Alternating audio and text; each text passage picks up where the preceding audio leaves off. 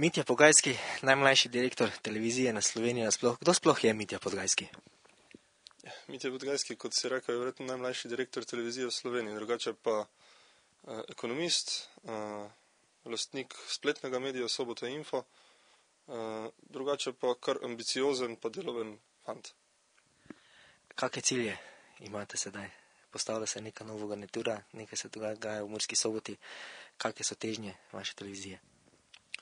Ja, vsekakor je, glede na to, da gre za en tradicionalen medij, ki deluje zelo na tradicionalen način, še trenutno je predvsem izziv medij prenoviti, celostno prenoviti, programsko prenoviti, vsekakor pa tudi posodobiti koncepte dela, delovne procese in v skladu s tem narediti ekipo zelo dinamično. Tudi ta multifunkcionalnost, praktično včasih so bili ljudje vajeni, da snemalec je bil samo snemalec, tehnik je bil samo tehnik, sedaj se pa tudi novinar je bil samo novinar, zdaj se pa nekako te funkcije vedno bolj mešajo, praktično v vseh medijih, ne samo pri našem, in to je tudi nek trend, ki nastaja v takih regionalnih medijih.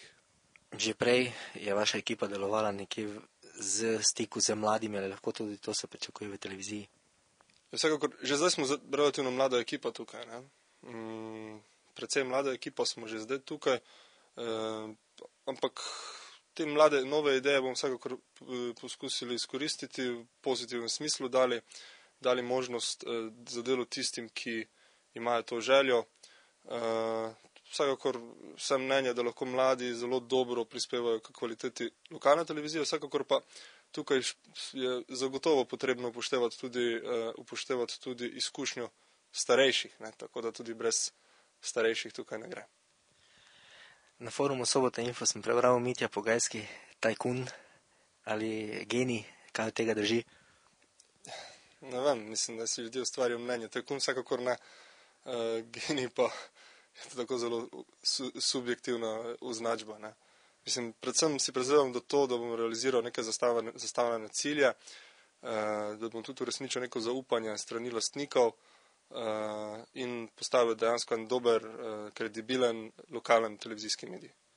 Kako poteka sodelovanje z prejšnjim vodstvom in sedaj z vami? Prejšnje vodstvo odgovorna urednica je upokojena, direktor bo še nekako pogodbeno sodeloval na področju trženja, bivši direktor, ne. Trženje, drugače so pa odnosi v redu, tako da ni nobenih težav. Kaj pa samo sodelovanje z mestno občino?